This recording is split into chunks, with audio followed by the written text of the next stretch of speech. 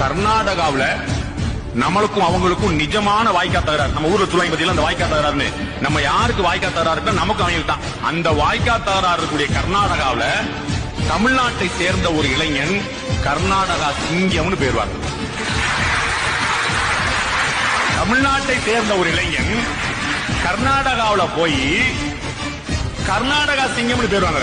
அப்ப எவ்வளவு பெரிய டெடிகேஷன் இருக்கு பாருங்க. 3 இடத்துல பணிபுரிகிறார். ஒரு 2 டிஸ்ட்ரிக்ட், ஒரு சிட்டி பெங்களூர்ல.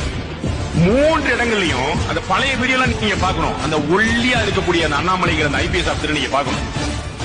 ரோட்ல police officers 4-5 police officers public அடிச்சிடறாங்க. சம் ரவுடி கும்பல் அடிச்சிடறாங்க. போலீஸ் அட்டாக் பண்ணிடுறாங்க. 50-80 பேர் நிக்கிறாங்க எதிர. போலீஸ் அடிச்சுட்டு கேள்விப்பட்டுட்டு ஒரு எஸ்பியா ஓடி அந்த 80 பேர் முன்னாடி நின்று அந்த போலீஸ் ஆபீசர் பக்கத்தில் நிப்பாட்டி, இப்ப அடிடா பாப்பா சரியான ஆம்பளை கன்னடா பேசுறாரு. அத கன்னடத்துல சொல்றாரு. இப்ப அடிடா பாப்பா அப்படின்றார். ஒரு ஆள் அடின்னு 10 நிமிஷம் அவங்க உண்மையிலேயே எனக்கு இந்த சிங்கம் சினிமா பார்த்த மாதிரி தான் இருந்துச்சு.